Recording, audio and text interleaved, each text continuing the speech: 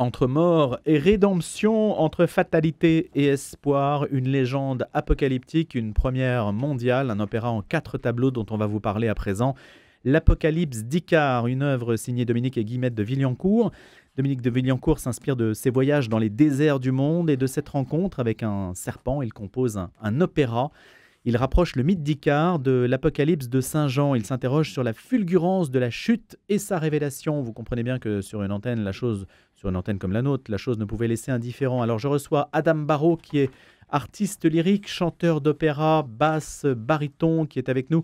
Dominique de Villancourt sera avec nous dans quelques instants aussi pour nous faire partager son intention qui se traduit très concrètement par ce spectacle 25 et 26 mai, c'est donc samedi et dimanche prochain, et c'est au Cirque d'hiver Bouglione à Paris. Bonjour Adam Barrault. Bonjour. Et donc c'est vous qui allez chanter, qui allez déclamer des versets apocalyptiques?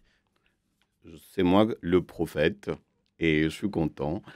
Je suis chrétien et c'est avec grande joie que je fais partie dans cette distribution et merci de m'avoir invité. Et vous êtes d'origine arménienne, vous avez accumulé de nombreux prix en la matière. Hein. Vous êtes une personne renommée. Et donc, expliquez-nous d'abord comment vous avez été choisi et comment vous êtes entré dans cette aventure de l'Apocalypse d'Icare.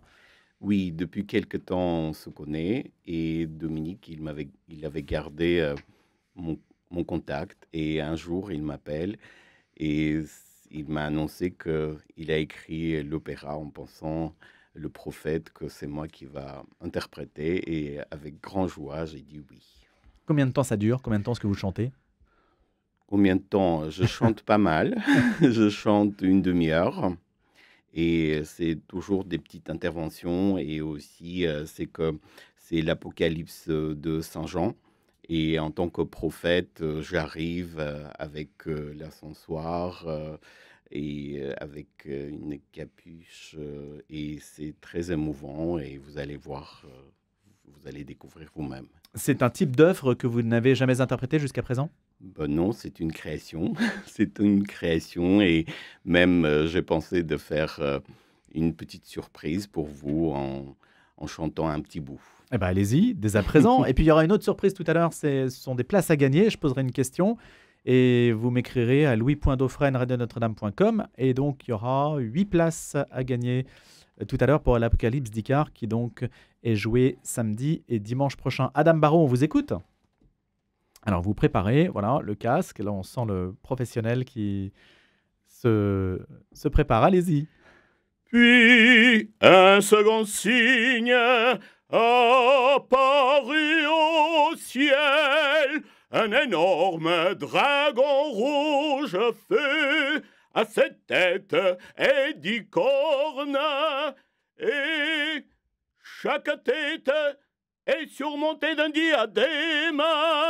Sa queue balaie le tiers des étoiles du ciel et les précipite sur la terre en or devant la femme en travail. Le dragon s'apprête à dévorer son enfant aussitôt né. Merci, Adam Barrault. Et donc, où est-on dans l'Apocalypse? À quel passage sommes-nous, ce passage du dragon? Oui, c'est 12, Apocalypse 12-3,4, et dont je parle de ce dragon. Et en arrivant sur scène, et je vais retrouver Icare, un super ténor, magnifique voix. Et notre cher Dominique, bien sûr, il m'a fait confiance et je vais tout faire pour de ne pas le décevoir. Dominique de Villancourt qui est avec nous aussi ce matin. Bonjour Dominique de Villancourt. Oui, bonjour à vous. Je suis effectivement au Cirque d'hiver Bouglione. On entend peut-être derrière moi les personnes qui travaillent, les machinistes, enfin tout se met en place pour cet opéra. Voilà, opéra exceptionnel que vous allez un petit peu nous expliquer, parce que ce n'est pas forcément évident pour les personnes qui nous écoutent. D'abord, de croiser le mythe d'Icare et l'Apocalypse de Saint Jean. Expliquez-nous comment la chose a pu advenir dans votre esprit. Eh bien, j'ai voulu chercher relation entre le destin tragique, mythologique d'Icare qui chute et qui, dans sa destinée mythologique, n'a finalement pas d'espoir.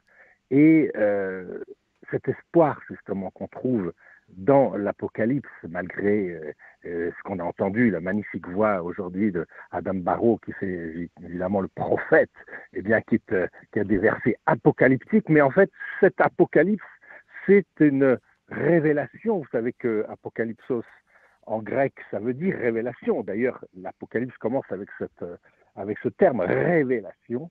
Eh bien, cette révélation permet à mon Icare de la mythologie d'avoir peut-être une lueur d'espoir dans sa chute.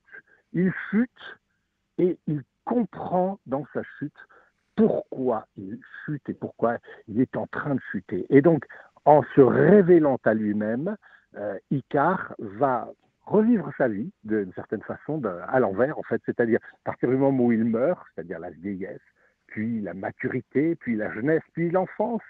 Et on va retrouver cet enfant qui peut-être va être dévoré par le dragon de l'Apocalypse, comme l'a si bien chanté Adam Barrow. Et donc Adam Barrow, oui, allez-y Dominique de Villencourt. Oui, donc c'est cette idée, si vous voulez, à la fois de destin tragique et d'espoir de la révélation. Et donc Icare, c'est Sébastien Guèze ? Icare, c'est le magnifique ténor Sébastien Guèze. Vous voyez, c'est un opéra, donc en tout cas, chacun a un certain nombre de choses à dire. L'opéra dure à peu près 2 heures. Il commence à 19h30. Et pendant tout ce temps, eh bien, il y aura 4 tableaux, comme je l'ai dit, de sa vieillesse, à la maturité jusqu'à l'enfance. Et ensuite, un épilogue qui est la deuxième partie et qui va essayer de faire comprendre comment cet Icare dans mon opéra, donc j'utilise les versets de l'Apocalypse, mais j'utilise aussi un texte que j'ai écrit pour aller de verset en verset, si je puis dire, et donc qui explique comment Icare va peut-être retrouver son âme d'enfant qui devient si légère qu'elle... Enfin, je vous laisse peut-être... On va découvrir, bien sûr. Pour voir la fin. Une petite précision, Dominique de Villencourt, à la différence, par exemple, des Passions de Jean-Sébastien Bach, ce n'est pas un récitatif d'un texte unique, c'est une création dans le sens où il y a des textes, il y a le texte de l'Apocalypse, mais il y a aussi d'autres éléments que vous intégrez. Exactement, il y a un texte que j'ai écrit, parce que donc Adam représente le prophète et chante les versets de l'Apocalypse, alors que Sébastien Guèze est Icare et chante un texte que j'ai moi-même écrit, qui raconte qu'est-ce qui se passe dans sa tête. Parce que, en fait, vous savez, je suis violoncelliste, compositeur, mais d'abord violoncelliste. J'ai la chance de voyager dans le monde entier, souvent dans des déserts, et j'ai rencontré un serpent. J'ai failli me faire mordre par cette bête, ce crotal, ce serpent à sonnette. Et en étant sûr que j'allais mourir, j'ai eu un flash, si vous voulez, en un quart de seconde, j'ai revu toute ma vie à l'envers dans ma tête. Et je me suis aperçu que dans ce si court laps de temps où je sautais en l'air pour éviter le crotal, eh bien, j'ai revécu beaucoup de choses, vous voyez, auxquelles je ne pensais même plus jusqu'à ma plus tendre enfance. Et je me suis dit, qu'est-ce qui s'est passé dans la tête d'Icare quand il a chuté? A-t-il revécu toute sa vie en quelques secondes? Voilà, là c'est l'idée de départ, on voit qui est ancrée dans l'expérience même de Dominique de Villencourt. Adam Barrow, qu'est-ce qui distingue peut-être l'Apocalypse d'Icare d'autres opéras que vous avez pu chanter? Il y a aussi, on y viendra peut-être aussi, un engouement aussi réel pour l'opéra aujourd'hui, même s'il a correspondu à une période de l'histoire. Il y a aussi des créations qui se font. Adam Barrow. Vous avez bien dit concernant Bach, et parce que aussi dans Passion de Saint-Jean, que j'ai chanté, il y avait aussi des récitatifs, c'est quelque part, ça ressemble à ça, et ça me touche énormément de pouvoir, en tant que prophète, présenter l'œuvre de Dominique de Villencourt. Et par rapport à d'autres opéras, je ne sais pas moi, du Verdi par exemple, ou du Wagner? Wagner plutôt, je dirais. Wagner, Dominique de Villencourt. Oui. Et oui... J'aime bien, en fait, la construction de l'opéra parce que tout est, en fait, enchaîné, ça s'enchaîne bien et ça me plaît énormément de pouvoir interpréter le rôle du prophète. Est-ce que vous pouvez nous dire, tout à l'heure, vous nous avez gratifié donc d'un extrait. à froid le matin comme ça. Voilà, je voulais vous montrer quand même. Je vous en remercie parce que c'est 8 heures du matin, on peut chanter. Mon professeur Mariana Arutunian, elle disait qu'il fallait bien dormir. Et même 4 heures du matin, il faut se lever et chanter. Il ne faut pas dire que « Ah non, c'est tôt ou c'est tard ». Comment vous préparez-vous à une telle performance? Parce que c'est une performance de chanter, de déployer comme ça cet organe sur un Oui, tel volume. le matin au soir, on pense à ça. Le matin au soir, on pense à un autre chant, un autre élément, à nos textes, et même en prenant le douche. Voilà, non, mais c'est pour vous dire à quel point c'est difficile notre vie, or que le public pense que c'est rien du tout. On ouvre notre bouche et la voix sort. Or que non, on travaille pas mal et j'ai travaillé quand même 3 mois pour l'opéra de Dominique de Villancourt, plus que 3 mois. Et pour moi, en tant qu'Arménien, il fallait pour que nos Français comprennent très bien le texte que je vais interpréter, parce que pour moi, c'est un peu... voilà, ça fait 23 ans que je suis en France et j'ai appris la langue française ici. Et pour moi, c'est important pour que nos Français comprennent le texte que je vais interpréter. Adam Barraud, vous l'avez dit, hein, vous êtes arménien. Est-ce que vous mettez votre voix au service de la voix de l'Arménie qui a du mal à passer dans l'actualité aussi? Oui, écoutez, je fais toujours le pont artistique entre l'Arménie et la France. Et pour moi, c'est quelque part, je suis l'ambassadeur du chant en France et dans le monde entier. Et je vous le dis ça franchement parce que pour moi, le matin au soir, je pense qu'est-ce que je peux faire aussi pour la France ainsi que pour mon Arménie. Dominique de Villancourt, Adam Barraud, Sébastien Guèze. Il y a quantité de noms qu'on ne peut pas évidemment citer intégralement ce matin, mais il faut que vous nous donniez peut-être une idée aussi de la mise en scène, de la chorégraphie. Un opéra, c'est aussi du visuel, c'est un véritable spectacle. Comment les choses se sont-elles agencées? Et si vous n'êtes pas là justement, Dominique de Villancourt, c'est précisément parce qu'au Cirque d'hiver, tout s'organise en ce moment. Oui, nous sommes là vraiment au Cirque d'hiver pour commencer. Tout est en train d'arriver. Je veux quand même signaler évidemment la direction musicale de Yair Benaïm, qui est un chef d'orchestre extraordinaire avec son orchestre, l'Open Chamber Orchestra, un magnifique orchestre qui a travaillé aussi comme Adam depuis beaucoup de répétitions. Enfin, ils ont fait un travail absolument extraordinaire. Et Yair Benaïm, non seulement est chef et directeur musical de cet opéra, mais il jouera aussi du violon parce que j'ai demandé à plusieurs artistes de renommée internationale de participer à des intermèdes musicaux de quelques minutes, mais au début de chaque tableau, il y a la guitare de Emmanuel Rosfelder, la clarinette de Florent Héot, le violon de Yair Benaïm, la flûte de Jean Ferrandis, la flûte à bec de Jean-Christophe Hurtaud, le cristal bâché, qui est un instrument extraordinaire comme un glace harmonica de Michel Deneuve, et moi-même au violoncelle, qui vont ponctuer, si vous voulez, cet opéra. Cet opéra, évidemment, a une mise en scène et un décor qui est que j'ai demandé à mon épouse Guillemette de Villancourt de faire ce décor parce que c'est un travail que nous faisons maintenant. Alors nous, c'est de toute une vie. Finalement, c'est un petit peu la présentation de toute notre vie de travail. Où, comme Guillemette aime beaucoup sculpter des chevaux, et bien elle a fait par exemple les 4 chevaux de l'Apocalypse, des sculptures monumentales en papier mâché, qui sont donc des décors. Et les 4 chevaux de l'Apocalypse, le rouge, le noir, le vert, le blanc, qui annoncent des choses fracassantes, évidemment. Mais voilà, il y a aussi la femme de l'Apocalypse qui tient son bébé dans les bras, à bout de bras. Il y a le dragon avec les 7 têtes et 10 cornes, comme l'a si bien chanté Adam Barraud. Voilà, tout ça, c'est un opéra qui a besoin d'un grand décor dans un cirque d'hiver bouglione. Alors, il y a une mise en scène qui mêle donc dessin, sculpture, ombre chinoise, peinture, conçue par Guillemette de Villancourt, hein, donc les peintures. Exactement. Hein. Exactement.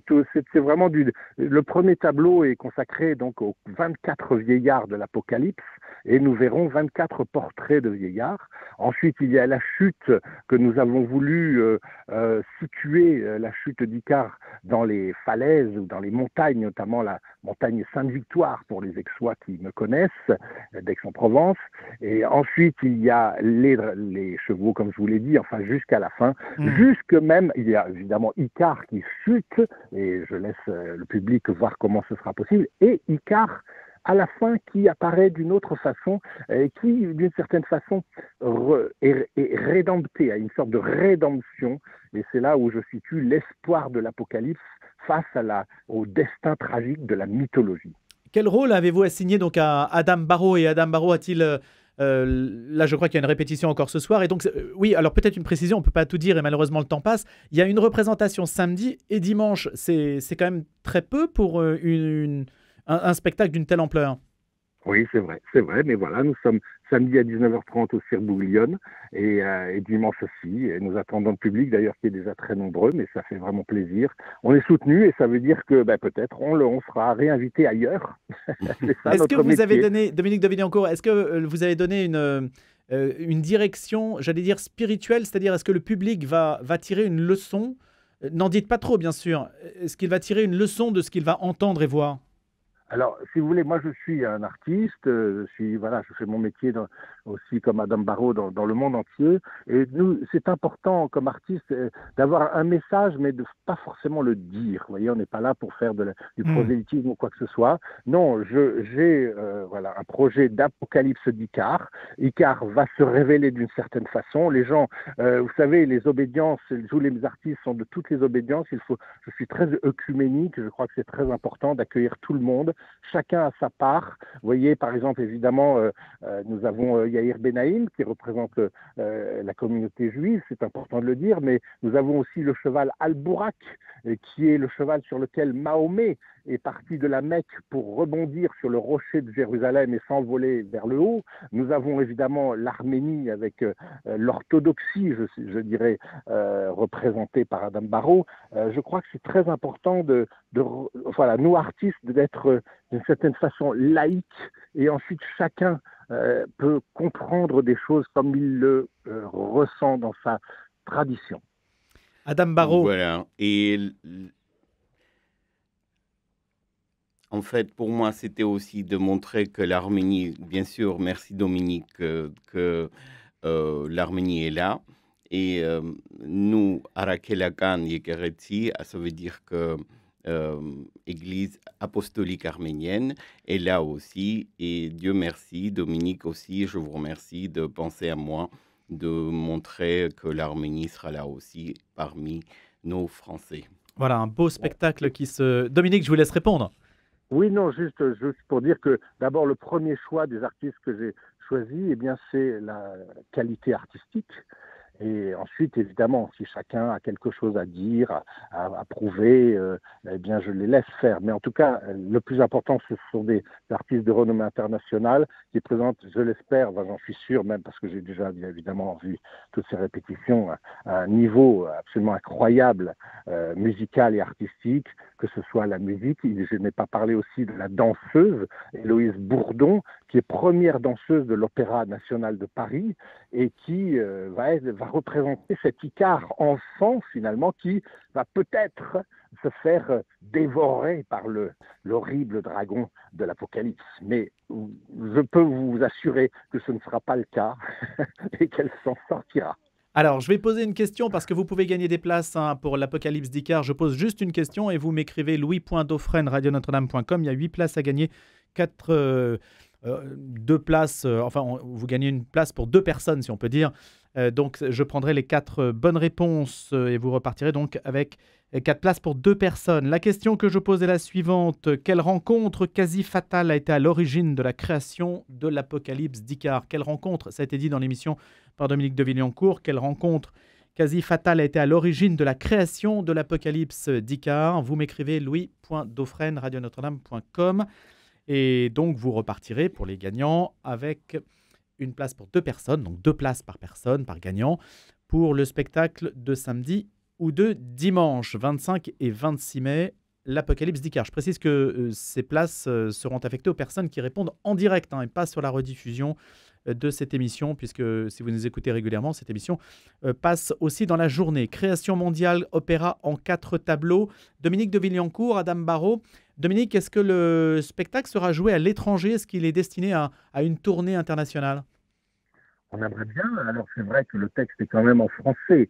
J'ai traduit même aussi des textes de l'araméen. Enfin, j'ai pris des traductions de l'araméen, par exemple pour le son d'un silence en poussière, cette fameuse brise légère que le prophète Élie, en attendant l'ouragan, en attendant le tremblement de terre, en attendant le feu, eh bien, se rend compte que Yahvé est dans la brise légère, son d'un silence en poussière.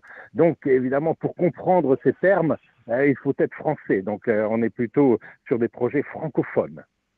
Adam Barrault, quand on chante en français, parce que vous chantez dans d'autres langues, hein, Bien sûr. l'allemand évidemment pour les passions, italien, il y a une adaptation, vous nous avez dit tout à l'heure, chanter c'est un travail de tous les jours, une charge de tous les jours, de tous les instants. Comment se prépare-t-on particulièrement à un spectacle comme celui-là? Oui, avant tout, je voulais aussi de mon côté remercier notre maestro Yair Benaïm, parce que c'était vraiment un travail, et c'est un travail magnifique. Et, il, il arrive à envisager avec nous, et j'ai de la chance de travailler avec lui. Et c'était un bonheur de faire ce travail. Et je remercie beaucoup Maestro Benaïm. Et bien sûr, concernant l'addiction, pour moi, bien sûr que quand on chante, par exemple, l'élégie de Massenet, on roule, on fait Ô doux printemps d'autrefois. Or qu'ici, je chante en air, hein, en prononçant le R, et pour moi, c'est encore plus difficile, mais quand même, il fallait vraiment trouver euh, pour que ça soit beaucoup plus naturel. Comme je vous parle, c'est comme ça que je chante aussi, pour que vous ne voyez pas que c'est difficile à chanter. Bon, et être un dragon, au bout du compte, comment est-ce qu'on en ressort? Bah écoutez, C'est un personnage insolite. c'est ça, c'est insolite et à vrai dire, je vais découvrir ce soir et demain concernant les mises en scène et tout ça sur place parce qu'on n'a pas encore répété et c'est un travail vraiment euh, très très grand et j'espère pouvoir tout présenter et j'espère que moi aussi je vais tout présenter correctement. Merci beaucoup, Adam Barrault. Merci. Donc, je rappelle, vous êtes artiste lyrique, chanteur d'opéra. L'Apocalypse d'Icare, c'est donc samedi et dimanche, 19h30, au Cirque d'hiver Bouglione. Une œuvre originale de Guillemette et Dominique de Villencourt que je remercie également, auquel je souhaite une bonne journée.